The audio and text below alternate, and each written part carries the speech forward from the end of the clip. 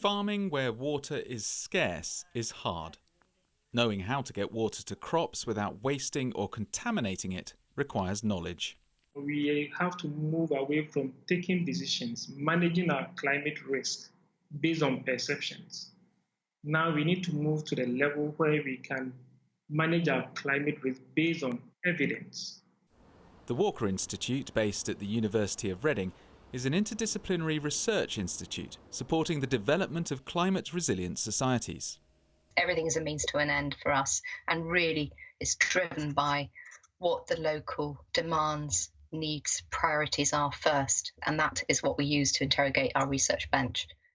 In sub-Saharan Africa, the Walker Institute initiated the Rainwatch project, which collects and analyses rainfall data, and the BRAVE project, a study of groundwater access and use in Ghana and Burkina Faso.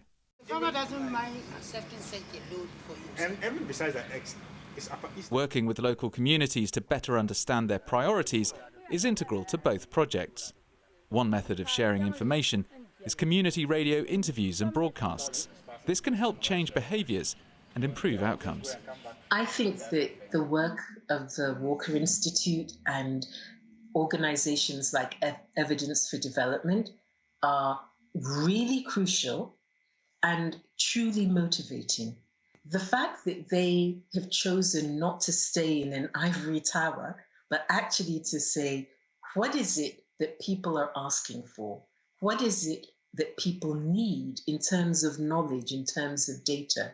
And then have taken the steps to make sure that their research and their work meets those demands is an enormous step forward.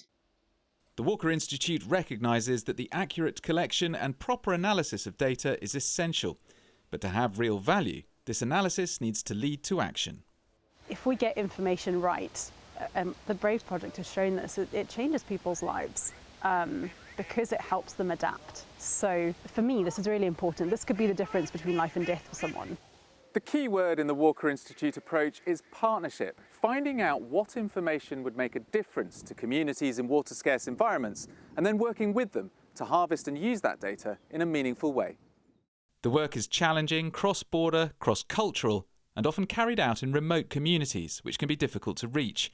But development requires secure access to water, which is why the Walker Institute is focused on making a real difference in people's lives. It's about helping to draw on primary science and apply it to enable people to make better decisions, choose the way they want to live in the face of the climate environmental shocks that they are experiencing almost on a daily basis. They are talking and listening. They're talking to different populations, they are listening to different populations, and they're changing the work they do. If we could get that done more often and more effectively, I think we wouldn't be heading for the crisis that we are heading for in terms of limited and badly managed resources.